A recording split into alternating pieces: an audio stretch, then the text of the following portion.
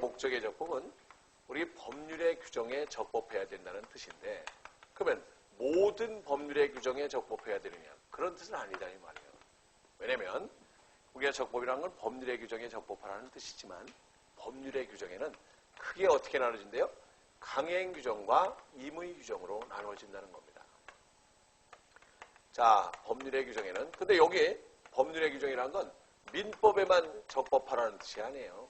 사람의 사회생활을 규율하는 법률의 규정, 그죠? 민법도 있을 수 있고 공법도 있을 수가 있잖아요. 각종의 행정법규가 있을 수 있지 않습니까? 그래서 이게 당사자가 아무리 계약을 체결했다 한들 그 계약의 내용은 뭐예요? 적법해야 돼요. 그래서 아시겠지만 광명시의 토지거래 허가구역으로 묶여 있는데 허가권자의 허가도 없이 체결한 계약이 유효가 될 리가 있겠습니까? 적법해야 된다 이 말이에요. 아시겠습니까? 근데 그 법률의 규정은 강행 규정도 있고 임의 규정도 있는데, 우리 민법에는 임의 규정에 대해서는 규정을 두고 있는데 강행 규정은 별도의 규정이 없고요. 임의 규정을 뭐하면 반대 해석을 하면 강행 규정이 되는 겁니다. 아시겠습니까? 반대 해석을 하면. 그럼 거기 보세요. 임의 규정을 해놓고 105조 돼 있죠. 보세요. 임의 규정에 대한 우리 민법의 규정은 뭐라고 되어 있냐면, 법률행위의 당사자가 법령 중의 선량한 풍속, 기타 사회 질서에 관계없는 규정과 다른 의사 합치한 때는 그 의사에 의한다. 이렇게 나와있죠. 그러니까 임의 규정이라는 걸 뭐라고요? 법령 중에 뭐와 관련이 없는 규정? 선량한 풍속이나 사회 질서와 관련 없는 규정이다. 그러니까 공서양속과, 그걸 네 글자로 줄이면 공서양속이라고 해요. 그럼 법령상의 규정이 뭐와 관련이 없다? 공서양속과 무관해서 당사자가 뭐 할 수도 있는 규정? 배척할 수도 있는 규정. 당사자가 바꿀 수도 있는 규정을 무슨 규정? 임의 규정이라고 한다 이 말이에요. 그래서 임의 규정을 우리는 뭐래요? 임의 규정은 사적 자치를 보충하는 규정이다. 이렇게 표현을 해요. 그래서 임의 규정이란 그 법령상의 규정이 공서양속과 관계가 없기 때문에 당사자가 바꿀 수도 있는 규정을 임의 규정이라고 한다는 얘기예요. 그럼 우리 민법 공부하실 때 보면 임의 규정 많잖아요. 그죠? 특히 계약법에 보면 많죠.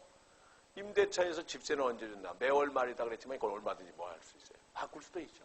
아까 위험부담에 관한 규정도 강행 규정의 임의 규정이에요. 임의 규정이죠. 우리 민법 원칙 무슨 주의? 채무자주의.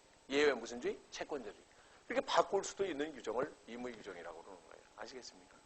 근데 임의 규정을 반대 해석하면 공서양속과 무관한 규정이 임의 규정이라면 강행 규정은 그 법령상의 규정이 공서양속과 관련이 있어서 법대로 해야 되는 규정을 무슨 규정? 강행 규정이다. 아시겠습니까? 법대로 해야 되는 규정. 바꿀 수 없는 규정. 이걸 가리켜서 강행 규정이라고 그러는 거예요. 아시겠죠? 그래서 우리는 잘 알 것은 이게 법률의 규정은 강행 규정과 임의 규정도 있는데, 임의 규정은 뭐예요? 보충 규정이라고 그랬잖아요. 바꿀 수도 있는 규정이라고 그랬잖아요. 그럼 목적의 적법은 임의 규정에 적법해야 돼요? 강행 규정에 적법해야 돼요? 강행 규정에 적법할 것. 아시겠습니까? 법대로 해야 되는 강행 규정에 적법해야 된다. 그래서 이런 강행 규정 위반 시에는 아무리 당사자가 법률관계를 맺었다 한들 뭐예요? 무효가 되는 것이다. 그런 내용이에요. 아시겠습니까? 목적의 적법이라는 것은. 그런 내용으로 이해를 하시면 되겠죠. 근데 가장 중요한 건 우리 민법은 민법뿐만 아니라 아까 모든 법률의 규정이 강행 규정이냐 임의 규정에 따라 강행 규정에 적법해야 된다고 그랬는데, 그럼 법령상의 규정에는 어떤 규정이 강행 규정이고 어떤 규정이 임의 규정이냐? 명시되어 있느냐? 명시되어 있는 경우도 없지 않아 있지만 우리는 이 강행 규정인가 임의 규정인가의 여부는 명시되어 모든 법률의 규정이 명시되어 있는 건 아니더라는 말입니다. 뭐에 따라? 규율하는 목적이나, 그죠? 규율하는 목적이나 뭐 때문에 이 법규를 제정했느냐에 따라서 우리가 사안에 따라서 법규의 성질 및 의미 및 규율하는 목적에 비추어서 강행 규정인가의 여부를 판단하게 되는 것이다. 그런 내용으로 이해하시면 돼요. 그래서 바로 밑에 보면 민법의 규정상 다음의 경우는 강행 규정으로 해석된다. 그럼 민법의 규정상 어떤 경우는 강행 규정으로 해석되느냐? 첫 번째, 법률 질서의 기본 구조에 관한 규정은 대체로 강행 규정으로 되어 있다는 겁니다. 그럼 어떤 경우? 사람의 능력에 관한 규정. 아까 첫 시간에 했죠? 사람의 능력, 우리 민법상 사람은 생존하는 동안 권리와 의무의 주체가 된다. 살아 숨쉬고 있다라면 누구에게나 권리 능력을 인정된다고 그러죠. 그럼 권리 능력을 부정하거나 배척할 수가 있어요? 없어요? 없어요. 법인 제도가 있죠. 우리처럼 살아 숨쉬는 사람을 자연인이라고 한다면 법률상 인정해 준 사람을 법인이라고 해요. 사단법인이나 재단법인이나 법인 많지 않습니까? 이런 법인 제도를 부정할 수가 있느냐? 안 된다는 거예요. 또 시효제도, 소멸시효나 취득시효와 관련된 규정을 이건 당사자가 바꿀 수 있어요, 없어요? 없습니다. 예를 들어서 외상술값의 소멸시효는 1년인데, 그죠? 우리는 소멸시효 주장하지 않기로 하자. 미리 사전에 소멸시효 제도를 배척한다 한들 그 유효가 될 리가 있겠습니까? 그래서 이런 법률 질서의 기본 구조에 관한 규정은 당사자가 배척할 수가 없는 거예요. 두 번째, 경제적 약자를 보호하기 위한 규정이 있죠, 그죠? 그럼 이런 경제적 약자를 보호하기 위한 규정은 대체로 뭘로 돼 있다? 편면적으로 돼 있다. 이렇게 표현을 해요. 그럼 편면적이라는 것은 우리가 말 그대로 어느 일방만을 보호하기 위한 강행 규정으로 돼 있다는 얘기입니다. 경제적 약자를 보호하기 위한 규정은 일방만을 보호하기 위한 강행 규정으로 돼 있대요. 그렇죠? 그래서 심지어 주택임대차보호법과 같은 민사특별법은요. 아예 11조에 우리가 당사자 약정으로 임차인에게 불리한 약정은 효력이 없다. 아예 이렇게 뭐냐면 규정을 두고 있기도 해요. 아시겠습니까? 그래서 우리가 편면적 강행 규정 그러면 어떤 것들이 있습니까? 주택임대차보호법에 보면 최단기간 몇 년으로 돼 있어요? 2년으로 돼 있어요. 최단기간 2년인데 임차인은 1년 미만의 기간이 유효함을 주장할 수가 있어요. 임차인이 나 1년만 해줘 이럴 수 있어요. 근데 임차인과 임대인 사이 임대인이 야 1년만 살아. 그런다 할지라도 임차인은 뭐예요? 법에도 2년이니까 나 2년 살아야 돼. 주장할 수 있다니까요. 아시겠습니까? 그래서 우리는 이게 어느 일방만을 보호하기 위한 강행 정도 있다. 그런 내용으로 이해하시면 되겠죠. 다음에요.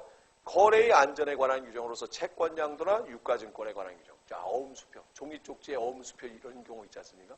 이게 법률의 규정에 따라서 해야지 이를 부정하거나 배척하면 되겠습니까? 거래의 안전을 위해서도. 그죠? 그런가 하면 제3자 및 사회 일반에 중요한 영향을 미치는 규정. 이런 말 들어있죠. 그럼 제3자 및 사회 일반에 중요한 영향을 미치는 규정과 같은 경우는 또 어떤 것도 있어요? 여러분, 물권 법정주의라든가, 그죠? 물권 법정주의라든가 선의의 제3자 보호 규정이라든가 이런 것들은 당사자가 배척할 수가 있습니까? 없습니까? 없어요. 그래서 나중에 의사합시단에 가서 보시면 선의의 제3자에게는 대항치 못한다. 이걸 선의의 제3자도 대항할 수 있는 것으로 달리 정할 수가 있는 게 안 되는 거예요. 또 물권 법정주의도 물권의 종류나 내용은 법률 또는 관습법에 의하지 않고는 임의로 창설하지 못한다고 해서 제멋대로 만들어낼 수가 없다니까요. 아시겠습니까? 이건 강행 규정으로 돼 있어요. 법대로 해야 돼요. 바꿨을 때는 무효가 된다 이 말이에요. 다음에요. 사회의 기본적인 윤리관 및 가족관계의 질서 유지에 관한 규정. 사실은 이런 것들은 우리 자격시험에는 출제가 안 되잖아요. 가족법 분야의 내용이니까. 보세요.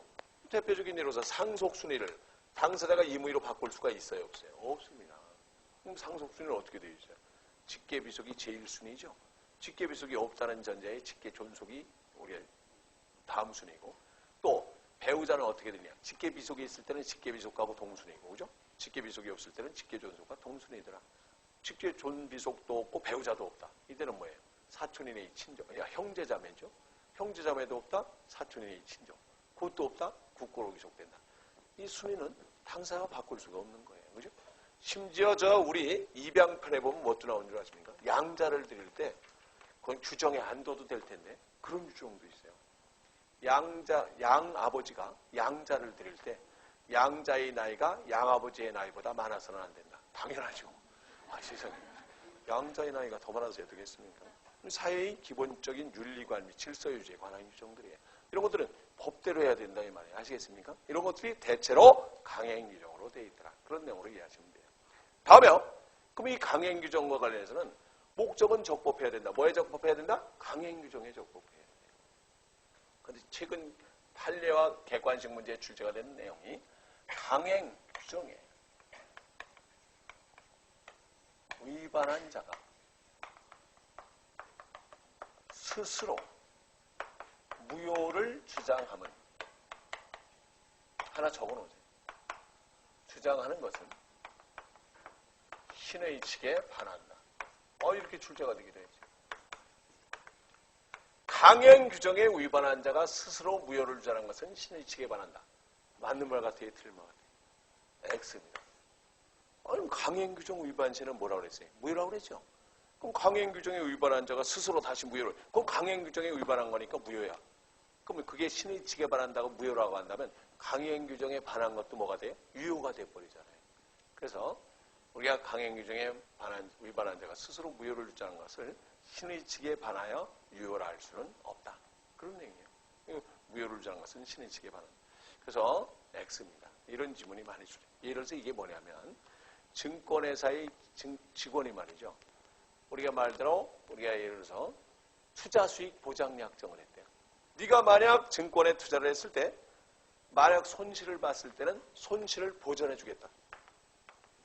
손실 보전 약정을 했을 때 이 손실 보전 약정은 강행 규정에 반하는 거니까 무효다. 쥐가 해놓고 이게 무효다라고 했다 할지라도 그게 뭐에 반하는 것은 아니다. 신의 측에 반하는 것은 아니다.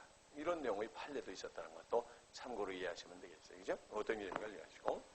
다음에 근데 이제 문제는 이걸 잘 기억해 두셔야 돼요. 그럼 아까 목적의 적법은 어디에 적법할 것? 강행 규정에 적법할 것이 요구된다고 그랬잖아요. 그죠? 근데 이 강행 규정은 두 가지로 나눠진대요. 하나는 사법상의 효력 규정과 우리 민법상의 강행 규정은 효력 규정이에요.